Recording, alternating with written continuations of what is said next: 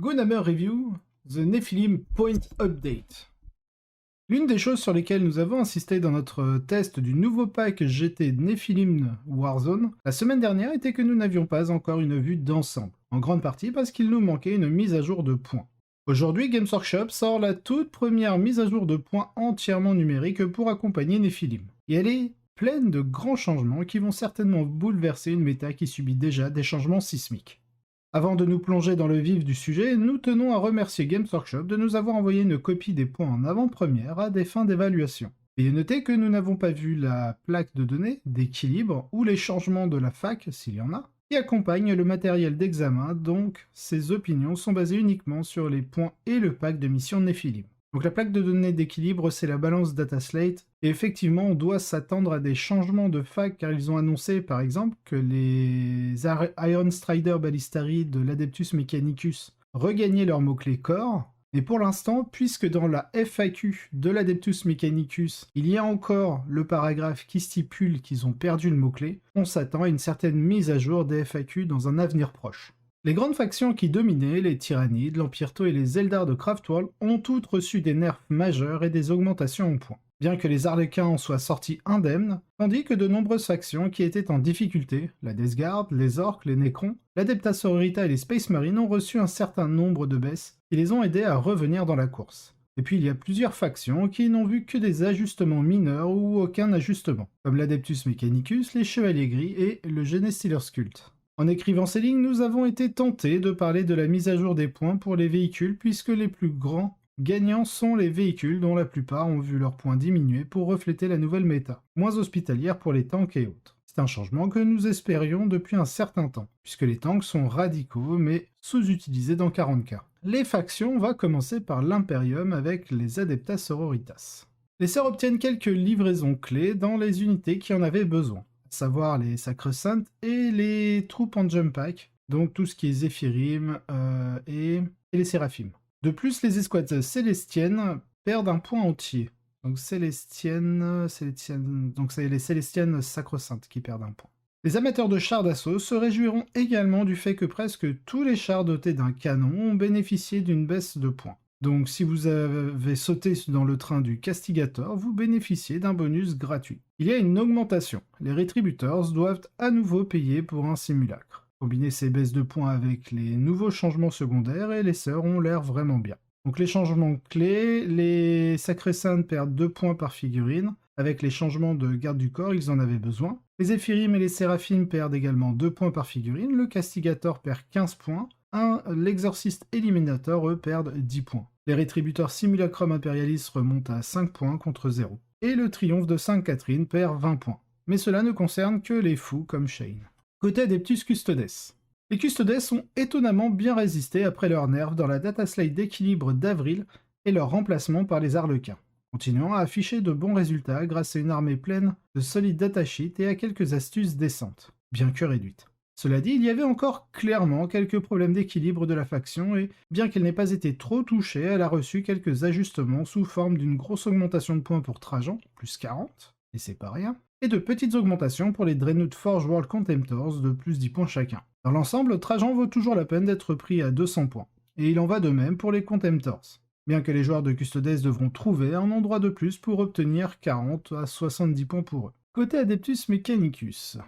Béni soit la machine à mettre à jour les points. Bien que les changements pour l'Adeptus Mechanicus soient à la fois doux et maigres, l'enfant chéri du codex, le Rustalker Sicarian, a perdu 1 point par figurine. De nombreuses armées en prennent 15, ce qui signifie que ces armées reçoivent un Rusty gratuit avec cette mise à jour.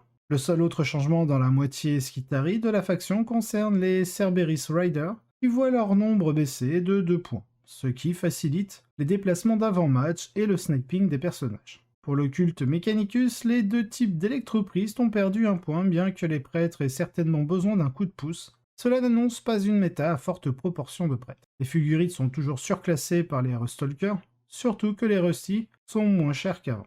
Les Corpus Cari sont un peu mieux lotis que leurs frères à bâton, mais ils souffrent toujours de l'armure du mépris qui réduit leur attaque à AP0 dans de nombreux matchs. C'est tout ce qui a été changé. J'en espérais plus, notamment pour améliorer nos véhicules médiocres comme le Dragon Sidonian, qui ne s'est jamais remis de la perte du corps. C'est déroutant de voir les Rustalkers perdre des points alors que cette unité tirait déjà son épingle du jeu. J'avais également espéré que le Wargear des Rangers et Vanguard Skitarii soit réduit, ce qui aurait permis au codex de boucler la boucle et de revenir à l'approche horde de quilles du lancement du codex. Astra Militarum obtient son équipement gratuitement, et maintenant la Death Guard aussi. Mais l'Anmec est coincé à payer une prime sur les armes qu'il fabrique lui-même. Un jour, la biomasse grossière que vous appelez Adeptus Mechanicus se flétrira et vous supplierez la machine à mettre à jour les points de vous sauver. Mais elle a déjà sauvé, c'est baisse de points pour les autres factions. C'est tout sur les changements de l'Adeptus Mechanicus. Passons à l'Astra Militarum. L'Astra Militarum, en tant que faction la plus mauvaise du jeu, les Astra Militarum ont besoin d'une aide et d'un soutien constant sous la forme de baisse de points et de mise à jour des règles.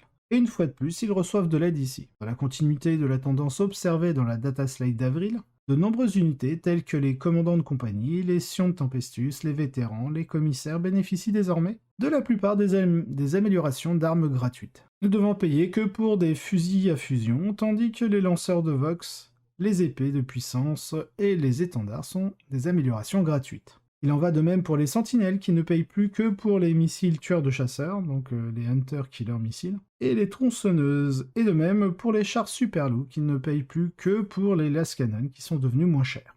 En ce qui concerne les unités qui diminuent, les Bull Green ont perdu 5 points supplémentaires, ce qui, espérons-le, est suffisant pour les rendre jouables en tant que détenteurs d'objectifs de niveau moyen.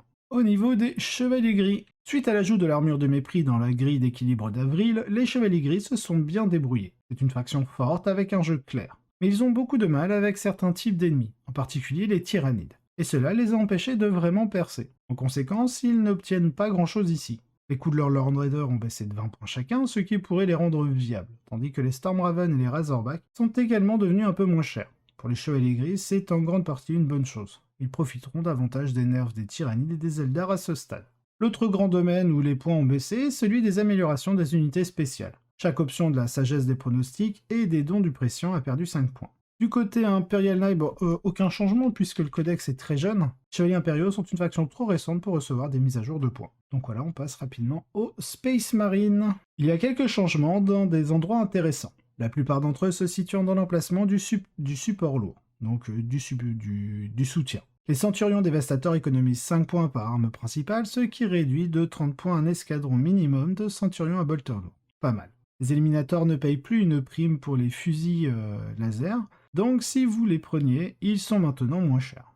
Ils sont même gratuits. Vos armures sont presque universellement moins chères, ce qui rend le choix des tanks encore plus tentant. Les gladiateurs perdent 15 points, ce qui ramène le gladiateur Lancer à 150 points. Ce qui en fait au moins une option pour les Ironheads. Tous les Land Raiders du livre perdent également 20 points, et le Vindicator perd 10 points pour atteindre le niveau respectable de 120. Les Répulseurs perdent 25 points, tandis que les Répulseurs Exécutionneurs en perdent 35. Et les Predators perdent 15 points pour l'Annihilator et 10 points pour le Destructor. L'emplacement d'attaque rapide présente l'un des changements les plus intéressants cependant. Les escouades d'assaut s'en sortent comme des bandits, car presque tous leurs choix de Wargear, donc d'équipement, y compris les jump packs, sont désormais gratuits. Vous voulez des nerds relativement bon marché qui se déplacent et commencent à faire des activités sur un objectif de milieu de terrain? Vous avez maintenant l'unité parfaite pour cela dans un emplacement qui n'est pas très contesté. En ce qui concerne les autres changements liés au chapitre, je suppose que le Stormraven a perdu 30 points, tant mieux pour lui. Pour les chapitres Codex, le gros titre est une baisse de 80 points pour Guilliman, bien que Calgar et la garde d'Honneur Victrix aient également perdu 30 et 10 points respectivement, par figurine. Il en va de même pour de nombreux autres personnages de chapitre comme Lysander, moins 10 points, Pedro Cantor, moins 10 points, Thor Garadon, moins 10 points, Agathon, moins 15, Estan, moins 15, et le père de la Forge Féroce, moins 15, qui semble avoir finalement payé la pénalité pour ses débuts dans la 8ème édition. C'est vrai qu'en 8ème édition, il était fat. Regardons codex par codex. Du côté Black Templar, un seul gros point pour les Black Templars, qui étaient par ailleurs dans une position correcte en ce qui concerne les chapitres de Marines. Les escouades de Primaris Crusader obtiennent maintenant des améliorations gratuites, sauf pour le Pyroblaster. Il ne coûte que 5 points. C'est une amélioration assez solide pour l'escouade qui a maintenant l'air beaucoup plus effrayante. Malheureusement, cela ne s'applique pas aux escouades de croisés Primaris, mais dans l'ensemble, c'est une amélioration décente. Les Blood Angels s'en sortent comme des bandits ici, avec des drops sur Astorat, moins 10 points, la Sanguinary Guard, moins 2 points par figurine, la Death Guard, moins 2 points par figurine. Donc par rapport à la Sanguinary Guard et la Compagnie de la Mort, c'est un peu ce qu'il y a de plus joué. au sein des Blood Angels, donc c'est très bienvenu. Ils obtiennent également quelques drops pour les Predator Balls de moins 10 points. De manière générale, ce sont de grosses améliorations pour un chapitre qui était déjà en tête du peloton en termes de jeu compétitif et qui devrait s'améliorer avec les nouveaux secondaires. Du côté des Dark Angels, les Dark Angels ne reçoivent pas autant d'aide que les Blood Angels, mais ils bénéficient de petites baisses pour les Deathwing Knight, moins 4 points par figurine, et les Ravenwing Knight, pour lesquels les pioches Corvus sont devenues gratuites. Ça, c'était une demande quand même par rapport à la Ravenwing, au moins que les Corvus deviennent gratuits, ou en tout cas un équipement de base, sans coût supplémentaire, donc en gros, c'est ce qu'a suivi Games Workshop. Ce qui les fait baisser une deuxième fois cette année à un coût qui, espérons-le, sera suffisamment bas pour mériter d'être joué. Azrael et Ezekiel ont également baissé de 10 points chacun, tout comme le Dark Shroud et le Landspeeder Vengeance. Ce qui devrait ouvrir quelques options supplémentaires pour les véhicules. Enfin, les rites d'initiation ont perdu 5 points par amélioration. Côté Deathwatch, c'est un peu calamiteux.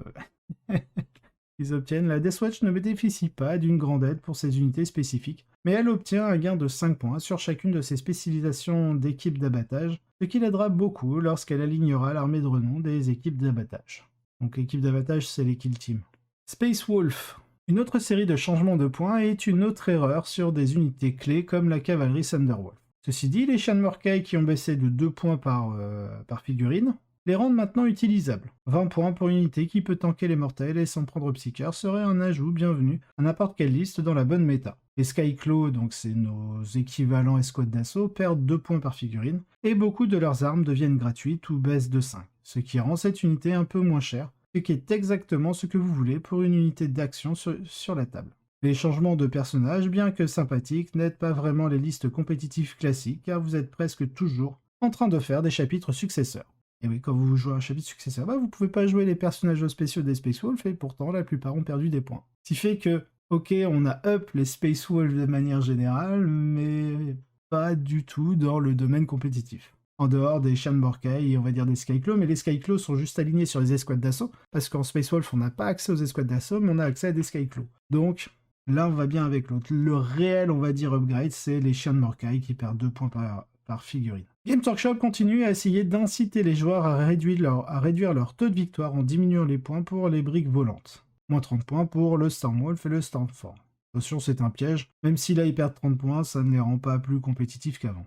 Dans l'ensemble, il est difficile de se plaindre d'avoir obtenu quelques changements positifs. Je sais que l'instinct humain est de regarder les Blood Angels et de dire « Pourquoi les loups n'ont-ils pas reçu ça ?» Mais à quoi cela va-t-il servir? Il faut faire avec ce qu'on a, c'est-à-dire des changements décents aux unités qui vous aident à mieux jouer la mission. C'est pareil, c'est-à-dire que notre jump pack coûte toujours plus cher que les jump packs des Vanguard vétérans. La seule différence, c'est que nous, on paye un peu moins cher le Storm, le bouclier Storm par rapport aux vétérans Vanguard. Mais disons que c'est cool d'avoir quelque chose qui coûte moins cher que les autres, mais si on les joue plus parce qu'on a la règle qui s'appelle l'armure du mépris, ça veut pas dire que ce soit vraiment un up, c'est-à-dire qu'on paye toujours 2 points plus cher nos jump packs que les vétérans Vanguard. Voilà, merci, bonjour. Côté du chaos, donc, Chaos Knight, même commentaire que pour les Imperial Knights, hein, le codex est récent, et en plus, ils ont reçu une FAQ il n'y a pas si longtemps. Du côté Space Marine du chaos, alors oui, effectivement, vu que le nouveau codex va bientôt sortir, là, les points ici nous donnent un aperçu de l'avenir des Space Marines du chaos et du codex à venir. Mais il y a peu de raisons de croire qu'ils ne sont pas identiques aux livres non publiés. Nurgle a offert aux joueurs de la Death Guard un autre cadeau béni avec cette mise à jour de points. Avec des baisses de points légères mais significatives presque partout. La garde de la mort, donc la Death Guard, gagne en puissance avec cette mise à jour de points. C'est d'autant plus vrai que le pack de mission Nephilim a amélioré tous les secondaires de la faction sur mesure, plaçant collectivement les Death Guard dans la catégorie supérieure des factions du jeu. Dans l'une de mes mises à jour préférées de toute la 9ème édition, toutes les armes spéciales des Marines de la Peste sont maintenant gratuites. C'est un énorme coup de pouce pour l'une des unités les plus emblématiques du jeu. L'un des problèmes précédents avec les Plague Marines, c'était qu'ils étaient durables pour leurs points s'ils étaient bon marché, mais montaient rapidement au point si vous vouliez ajouter des armes réelles. Désormais, les Plague Marines peuvent obtenir le meilleur des deux mondes, en conservant une durabilité importante pour leurs points, tout en étant très dangereux une fois qu'ils sont connectés. C'est aussi un beau clin d'œil aux collectionneurs qui ont construit leurs Plague Marines à partir des sets monopostes ou qui ont ajouté des éléments aléatoires à leur modèle. Vous ne regretterez plus d'avoir inclus un canon à plasma dans votre escouade. Les améliorations apportées au moteur démoniaque sont très précieuses, car ils sont les meilleures sources de mobilité dans une armée autrement lente. Les armées bien équilibrées qui rassemblent différents types d'unités sont probablement la voie à suivre pour les joueurs de la Death Guard. C'est énorme pour les joueurs de la Death Guard. Tous les nerfs absurdes de la mise à jour des points de janvier 2022 ont été annulés. Nous sommes de retour au Poxwalker à 5 points, au lieu de 6, juste à temps pour le nouvel objectif, répandre la maladie. Plus la Death Guard a 40 points et les Death Shroud 50 points, alors attends, les Seigneurs de la Mort, donc du coup c'est les Blight Lords, plus les Blight Lords à 40 points au lieu de 42 et les Death Shroud à 50 au lieu de 55, qui gardent le second pistolet gratuit en plus, mais le plus gros changement concerne les Marines de la Peste. Il y a absolument une voie à suivre pour avoir 2 ou 3 escouades de Marines complètement équipées en escouade de 10 hommes, et ils sont un cauchemar absolu en mêlée. Les Death Guard ont à nouveau les options, et il est probable que les Terminus Est Assault Force soient également de retour au menu. Du bon temps. Du côté Thousand Suns, l'autre faction autonome des Marines du Chaos avait besoin de moins d'aide que la Death Guard, mais avait tout de même besoin de quelques petites retouches. Et nous les avons obtenues, suivant un thème commun à cette mise à jour. Certaines options de War Gear d'équipement pour les rubriques marines sont devenues gratuites, ce qui en fait des options plus attrayantes aux côtés des 2 unités de Scarab de 10 figurines que vous aurez à bord. La grande amélioration ici est que les Warflammers sont maintenant à 3 points par figurine, ce qui rend cette escouade de 10 figurines dans un rhino assez alléchante. Les icônes de la flamme sont également gratuites, ce qui fait que chaque escouade de rubrique vaut essentiellement 2 points de cabale, ce qui permet à une armée d'atteindre facilement les 14 à 17 points. Magnus a également perdu 30 points pour atteindre les 420 points au lieu des 450. C'est une perspective alléchante pour envisager de le prendre. Surtout depuis qu'un chevalier vous coûtera 3 points de com en plus des points. Et toutes les améliorations du commandant de la Légion ont baissé, ce qui rend un peu moins pénible l'échange de points contre une relique supplémentaire au lieu de points de commandement. En sachant qu'en plus, avec les nouvelles règles de Néphilim, eh bien Magnus, pour un PC, vous lui donnez 3 traits de seigneur de guerre, au final. Donc, complètement rentable. Du côté des monts du chaos, les démons sont en chute libre sur le plan compétitif. Mais ne vous inquiétez pas pour les joueurs de démons, ils ont souffert d'un grand nombre d'unités intéressantes qui ont perdu leur viabilité. Et c'est exactement le genre de choses qu'un changement de point peut réparer. De plus, les démons ont souffert plus que toute autre armée des changements de points de commandement dans le paquet Néphilim. Leur accorder des baisses de points aiderait vraiment à soulager leur douleur. Jetons donc un coup d'œil à la liste complète des changements apportés aux démons dans cette mise à jour des points. Et c'est la liste complète. C'est vrai, les démons n'ont reçu aucun changement de points dans cette mise à jour. Je ne sais vraiment pas quoi dire. Le bon côté des choses, c'est que c'est peut-être un signe que le codex des démons arrive plus tôt que prévu, et qu'ils n'ont donc pas pris la peine de mettre à jour les points des démons. Et on nous a jeté un petit os dans le sens où tous les grands démons de Forge World, comme Aetaos, Ro, Keres et Zarachniel, ont eu une baisse de 50 points. Vous ne pouvez toujours pas les prendre en compétition, mais ils seront un peu moins chers si vous possédez l'un de ces incroyables modèle et que vous souhaitez simplement le mettre sur la table. Changement clé, donc absolument rien. Enfin, ce n'est pas tout à fait vrai, tous les démons Forge World de Seigneur de Guerre ont perdu 50 points du côté Xenos. Avec les orques. Les orques s'en sortent très bien avec ces changements de points bénéficiant d'un double avantage. Certaines des augmentations de la dernière fois ont été annulées et certaines baisses de leurs troupes ont été nécessaires depuis la sortie du livre. Commençons par là. Les 3 options de troupes diminuent d'1 point, et oui, cela inclut les grottes, qui passent à 4 points par figurine, ce qui n'a pratiquement jamais été vu dans la 9e édition. Cela signifie diversement que les grottes sont maintenant extrêmement bon marché si vous voulez juste remplir un bataillon, et utile pour le secondaire amélioré Get the Goods Bits. Les Beasts Snagaboy semblent être une valeur encore meilleure qu'ils ne l'étaient déjà en tant que Goff, et peut-être qu'il y a une construction quelque part qui pourrait considérer beaucoup de boys si les Eldar du Hail of Doom finissent par être un facteur moins important dans la méta. Je rappelle, le Hail of Doom maintenant mange les 2 traits. Donc quand un Eldar joue Hail of Doom, il ne peut pas avoir d'autres traits de vaisseau monde. Cette même baisse d'1 point se retrouve sur un grand nombre d'autres unités d'infanterie, compris les commandos, les Stormboys, ce qui permet de compléter le contrôle du plateau à un prix agréablement bas. En ce qui concerne les articles plus importants, 3 unités importantes qui ont reçu des nerfs la dernière fois voient ceci partiellement ou totalement annulé. Les Squeakbuggy et les Squeagosaurs et les boss sur Squeagosaur perdent 15 points, ce qui les rend plus attractifs. Et les Killrig obtiennent une baisse complète de 20 points, à leur prix original de 190 points. Les Beasts Snaga dans les Killrig ont l'air bien épicés, je ne vais pas mentir. Donc dans les changements clés, les troupes moins 1 point sur toute la ligne, boss Squeagosaur et les Squeakbuggy moins 15, les Killrig moins 20. Ce qui le ramène à son prix initial. Côté Necron, et là il y a beaucoup de choses. Il était une fois de plus temps pour les joueurs de Necron de s'enthousiasmer. Et peut-être que cette fois-ci, ils ne seront pas déçus. Les Necrons subissent une nouvelle réduction massive de points et cette fois-ci, les cibles sont beaucoup plus larges. Plutôt que de générer quelques constructions biaisées, presque tous les personnages voient leur nombre de points baisser de 5 à 15 points. Et beaucoup d'infanterie voient leur nombre augmenter cette fois. Les immortels perdent un point, ce qui facilite un peu la constitution du très important bataillon. Une autre réduction des arches fantômes rend également moins pénible.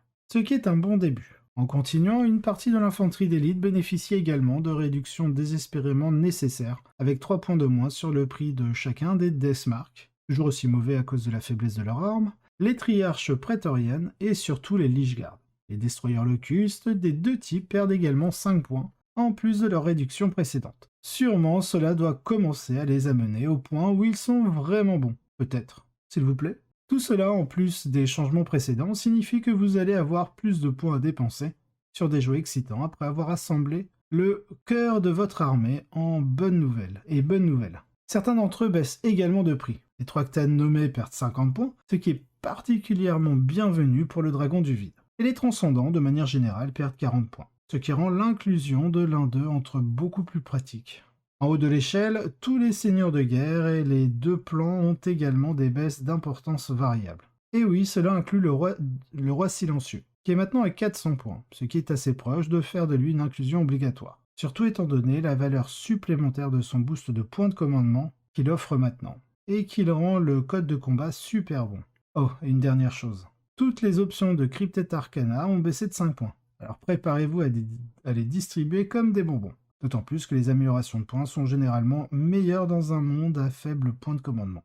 Qu'en est-il des Necrons? Écoutez, on en a déjà parlé plusieurs fois, je sais, mais peut-être cette fois-ci. Tout cela est l'un des meilleurs ensembles de secondaires de factions du jeu, peut-être que ce sera suffisant. Ou peut-être que cela s'avérera hilarant et que les Necrons régneront sur la zone de guerre Néphilim. Après tout, ils sont sur la couverture. Donc changement clé, les immortels perdent 1 point, la plupart des persos entre 5 et 15, les Lichguards perdent 3 points, baisse importante pour tous les temps, le roi silencieux baisse à 400 points et les améliorations de Cryptek perdent 5 points. Le culte Genestealers, pas grand chose change. C'est l'une des séries de changements les plus étranges ici, surtout parce qu'il n'y en a presque pas. Une réduction de 2 points sur les Chakal Atalan, et c'est tout. C'est tout à fait bienvenu, bien sûr, mais... Note de l'éditeur. Non, même pas ça, nos notes sur l'ancien coup étaient erronées. Malgré le fait que le livre culte soit cool, il avait vraiment besoin d'un peu plus d'aide ici. Une réduction de 5 points à la Necron sur presque tous les personnages et quelques ajustements ciblés sur d'autres unités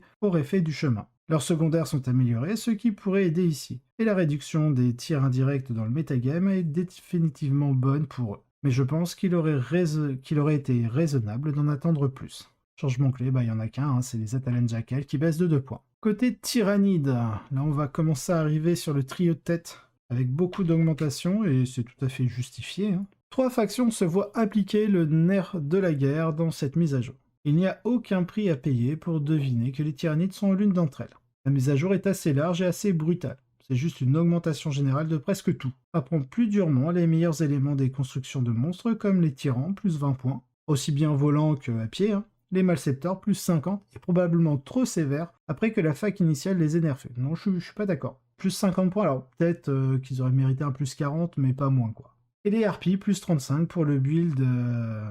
merde. HBC, c'est le build...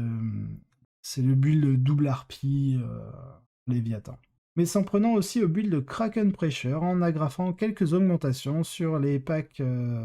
sur les sacs à points de vie sous-cotés qu'il privilégie avec des Raveners qui reçoit une augmentation de 5 points et les pyrovores de 10 points. Je trouve que l'augmentation de 10 points des pyrovores est pas suffisante. Ils auraient dû les augmenter jusqu'à 45 points au même titre que les biovores parce que c'est le même châssis en fait. Globalement c'est le même châssis. Sauf que je crois que les pyrovores ont une save à 3 alors que les biovores ont une save à 4.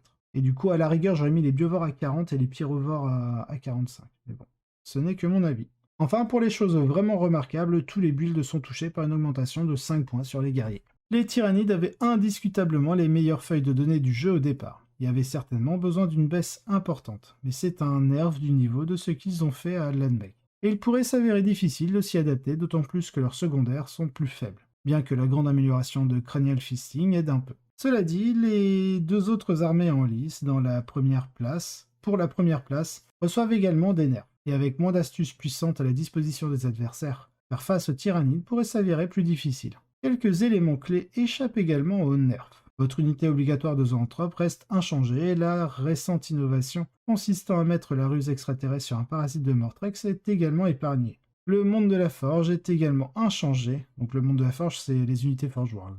Il est donc possible que le Hierodule et la Faucheuse reviennent un choix populaire. Changement clé, donc plus 50 sur le Malceptor, plus 20 sur le Tyran des Ruches, et les coms à pied, les harpies et les canons venin lourds, au global ça fait plus 35. Je crois que c'est plus 25 sur la harpie et plus 10 sur le canon à venin. Les Raveneurs et les guerriers plus 5 points et le Pyrovore plus 10.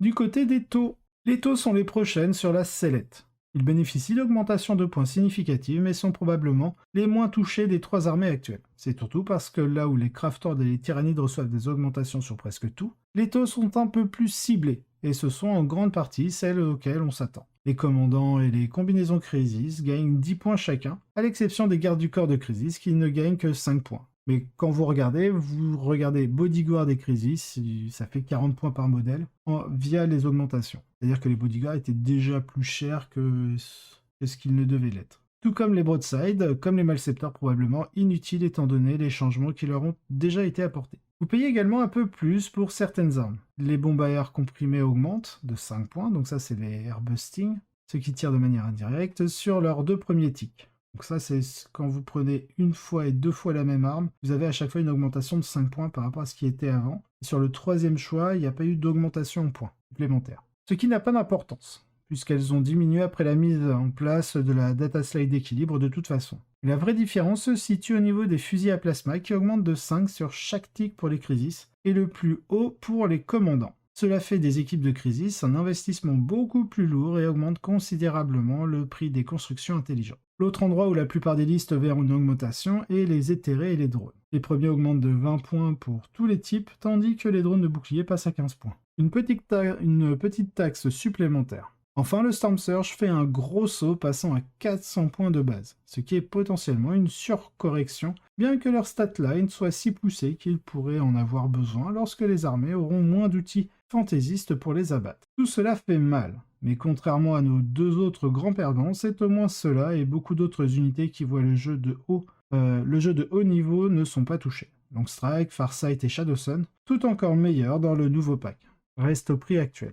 Les guerriers de feu en Devilfish, unités parfaitement solides, ne subissent aucun changement à part les drones. Et les Hammerhead et les Skyray, que l'on a vu faire équipe dans les builds de SKU, sont toujours au prix du déplacement. Et les Croutons restent l'une des unités sacrificielles les moins chères du marché. Les taux perdent définitivement une place. Mais vous pouvez très clairement voir comment des constructions solides émergent de cette situation, avec beaucoup de punch restant. Donc plus 20 points sur les éthérés, 10 points sur les commandeurs, 10 points sur les crisis, 5 points sur les gardes du corps, le prix du plasma et de l'airburst augmente, les broadside plus 10 points, les storm surge plus 70 points. Côté Craftworld, notre 3e concurrent dans le jeu de nerfs. Ici la solution semble avoir été, en cas de doute, plus 1 point par figurine à plus 5 points, avec quelques guerriers aspects augmentant de 2 points par modèle, et des unités très lourdes comme l'Avatar, l'Incarn et les Seigneurs Phoenix augmentent de 10 points, sauf Irelitz, donc ils ont peut-être les meilleurs maintenant. Pour beaucoup d'entre elles, c'est assez juste, et les Craftors représentent un défi en termes d'équilibre, car leur éventail de buffs et d'astuces rend le passage à de nouvelles unités très facile. En outre, un grand nombre des meilleures unités se trouvent dans la catégorie des augmentations de 5 points,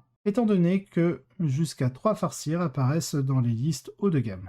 Une augmentation de 5 points devrait probablement être considérée comme une balle esquivée pour les joueurs azuriani. Il y a aussi quelques unités qui n'ont pas subi de changement. Les troupes, les Wraiths sont en grande partie laissés tranquilles et les Vipers restent des pièces sacrificielles hyper bon marché, mais la vraie récompense est que les Windriders à catapulte Shuriken, qui s'imposent rapidement comme l'une des meilleures unités du livre, restent à leur prix actuel. Il est probable qu'une modification de Hail of Doom soit envisagée, ce qui les rendra moins odieux. Mais ils seront toujours très forts dans ce qui émergera de Nephilim, très probablement une sorte de manigance ultoué. Donc au moment où on enregistre, on le sait, Hail of Doom du coup compte pour 2 traits au lieu d'un. Je vous mettrai en description le lien directement de la dataslate. En tant que joueur Eldar, rien qu'en termes de points, cela semble correct. Il y a quelques éléments comme l'avatar et les plans qui n'avaient pas besoin d'être augmentés, mais il y a vraiment des outils avec lesquels travailler, et beaucoup de bonnes choses dans le codex. Le problème pour les Azuriani est que cela va de pair avec des secondaires très pauvres. l'un des pires ensembles de Nephilim et avec le meilleur d'entre eux, Wrath of Cain, maintenant plus difficile à construire, car les aspects et les seigneurs phénix sont plus chers. Les Azuriani semblent être le test décisif, avec la mec, pour savoir si un mauvais ensemble d'objectifs peut considérablement affaiblir une faction dans le cadre d'un nouveau modèle de Chapter Approved. Changement clé, donc la plupart des persos plus 5, les seigneurs phénix plus 10, les guerriers SP gagnent entre plus 1 et plus 2 points par figurine. Je crois que c'est tous plus 1, il n'y a que les Swooping Hawk qui passent à 2 points par figurine, ou peut-être les Warp Spider avec. Dans tous les cas, les guerriers SP prennent une augmentation. Les Wind Riders avec le Skater Laser, ils prennent plus 5, parce que le Skater Laser prend plus 5 points. Les Falcon et les Wave Serpent prennent plus 5 points, et tout ce qui est moteur vectorisé prend plus 10 points. Côté Drukhari, de toute façon, Drukhari et Harlequin, il n'y a pas de grand changement. Les Drukhari n'ont connu qu'un seul changement. Les Witch ont perdu 1 point par figurine. Ce n'est pas rien, mais ce n'est pas non plus beaucoup pour une faction qui a réussi à conserver sa viabilité en compétition malgré un certain nombre de nerfs. Bien que les changements secondaires n'ont pas été très favorables de Drukhari, il s'agit probablement d'un autre domaine où ils vont s'améliorer grâce à la diminution de la puissance de leurs principaux prédateurs, qui étaient le Tyrannide, l'Eldar et l'Harlequin. Donc changement clé, moins 1 point sur les Witch. Pareil que Harlequin, on n'a pas de grands changements en dehors du Digester qui prend 15. Dans un mouvement qui va transformer Boone et Joker en temps réel, les Harlequins n'ont reçu qu'un seul point d'ajustement, une augmentation de plus 15 points du coup des Digesters. Les Harlequins étaient toujours présents et se débrouillaient bien en compétition après la mise à jour d'avril. Ils ne sont pas vraiment affaiblis par ce changement, qui affaiblit une unité que la plupart des joueurs avaient déjà retirée de leur liste. Les Harlequins devraient faire partie des meilleures armées du jeu dans Nephilim. Changement clé, le Digester plus 15. Qu'est-ce que cela signifie pour le jeu à l'avenir? Eh bien, répartissons les gagnants et les perdants en fonction de ce que nous avons vu. Les gagnants, les Necrons gagnent beaucoup, avec des changements de points qui nous donnent immédiatement envie de les jouer. La Death Guard s'en sort également très bien, et nous pensons qu'ils vont soudainement avoir beaucoup de succès dans les parties compétitives, avec un style de jeu qui favorise une force plus mobile. Les sœurs de bataille sont également de grandes gagnantes ici, bénéficiant à la fois de ces mises à jour de points et de l'amélioration des objectifs secondaires. Les Blood Angels sont les grands gagnants chez les Marines, avec des baisses significatives sur les unités qu'ils veulent vraiment. Les Orcs bénéficient d'une série de baisses importantes qui devraient les aider à retrouver une viabilité compétitive.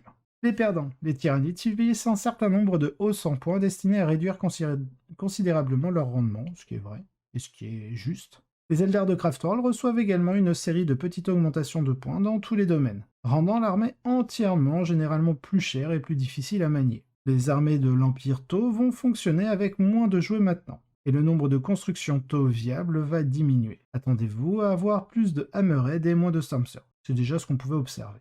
Les démons du chaos avaient vraiment besoin d'aide, surtout dans Nephilim, et ne l'ont pas eu. Les armées Adeptus Mechanicus avaient vraiment besoin d'aide et n'en ont pas eu beaucoup non plus. La suite. Cela conclut notre examen des changements de points, mais restez à l'écoute pour la deuxième partie de notre table ronde sur Nephilim, dans laquelle nous discuterons de ces changements de points et de la façon dont ils affectent les armées, surtout une fois que les nouveaux secondaires ont été pris en compte. Et comme toujours, si vous avez des questions ou des commentaires, écrivez-nous dans les commentaires ci-dessous ou à l'adresse contact@goonhammer.com.